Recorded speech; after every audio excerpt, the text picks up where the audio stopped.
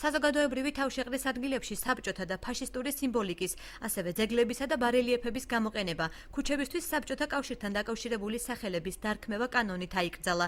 ინიციატივის ავტორი საქართველოს დემოკრატიული პარტიის თავმჯდომარე გია თორთლაძე თვლის, რომ თავისუფლების ქარტიის პროექტი საბჭოთა კავშირის იდეოლოგიის საპირისპიროდ მომზადდა.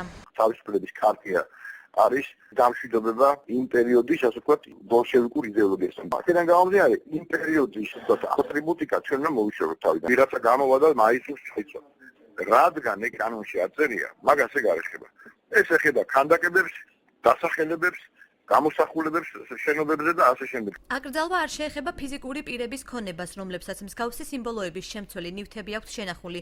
მიუხედავად ამისა, აჭარის უმაღლესი საბჭოს წევრი მედია ვასაძე თორთლაძის მოსაზრებას სუბიექტურს უწოდებს და თვლის, რომ აკრძალვებმა შესაძლოა საზოგადოების ნაწილის გაღიზიანება გამოიწვიოს. შეიძლება ის არ იყოს გამოყენებული როგორც თვალსაჩინოება, მაგრამ ისტორიაში მას აქვს თავისი ადგილი.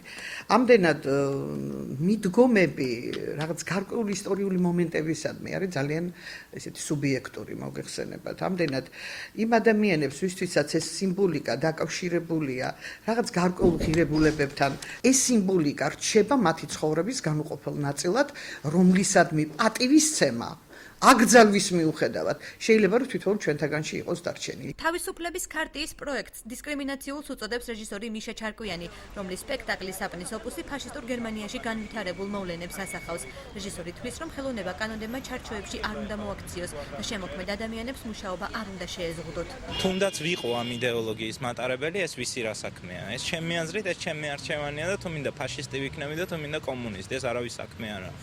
თუნდაც ვიყო ამ იდეოლოგიის მატარებელი, ჩემი აზრით ეს არ უნდა აწუხებდეს სამთავრობო სტრუქტურებს და არ უნდა აწუხებდეს საზოგადოებას. თუ ადამიანებს აქვთ რამე კონკრეტული იდეოლოგია და შეხედულება, ვერ ხვდები რა პრობლემაა.